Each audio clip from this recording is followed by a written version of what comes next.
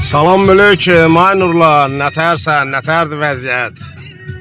Hə, bunu çəkib sağ göndərin, bax görsən buralar nətərdir? Qarabağ Sənqıran, Mart ayının 24-düdür, 2025-ci il. Qarabağ göl. Hə, Laçınlar dağa gedir, biz də hələ qarda gəzirik burada. Vəziyyət nətərdir?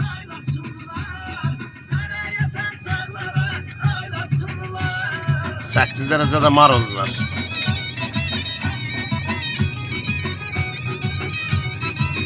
Yerim məlum. Burada olasan kartop oynayasan.